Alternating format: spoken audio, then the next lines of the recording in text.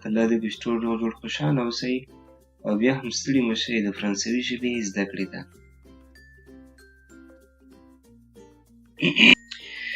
د نن ورځې موضوع ده avoir لرل. avoir لرل یا انګلیسي کې چې ورته وایي to have verbs.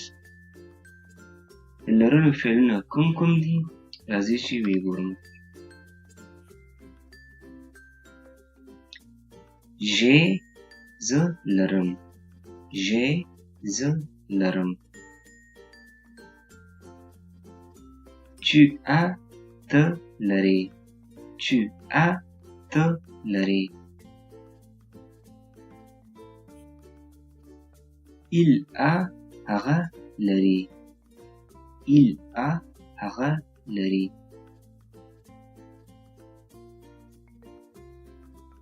elle a هغه لري. elle a هغه لري. nous avons مونږ لرو. nous avons مونږ لرو.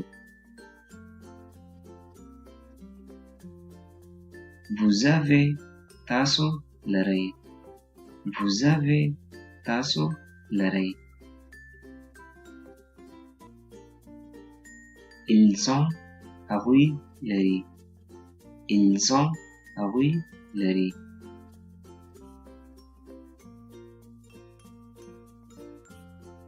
elles ont هغوی لري. elles ont هغوی لري.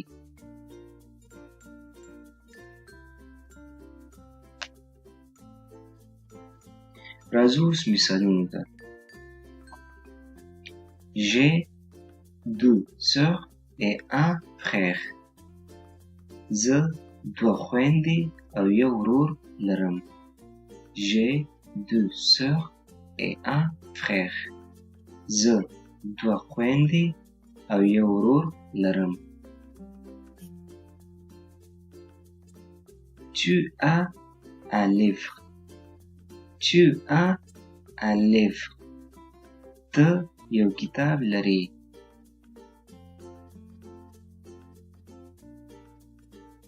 il a un grand cœur. il a un grand cœur. هغه یو لوی زړه لري.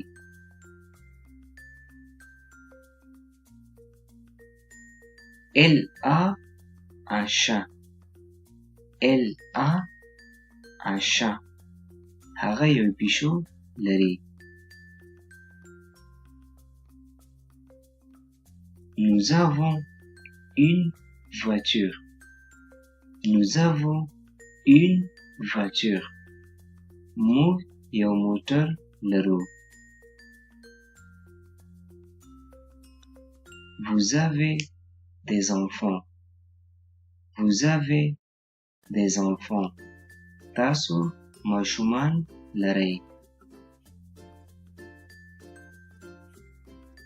ils ont un magasin. ils ont un magasin. هغوی یو دکان لري. ils ont de beaux vêtements.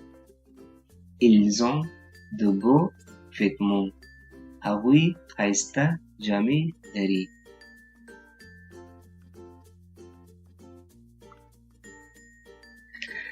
د نن ورځې درس مو تر همدغه ځای پورې و. الله دې وکړي چې د خوښه وړ مو ګرځېدلی وي او یو څه ترې یاد کړئ. تر بلې ویډیو مو په پاک الله سپارم. هر چیرې چې یاستئ ښاد او آباد اوسئ. د الله په امان.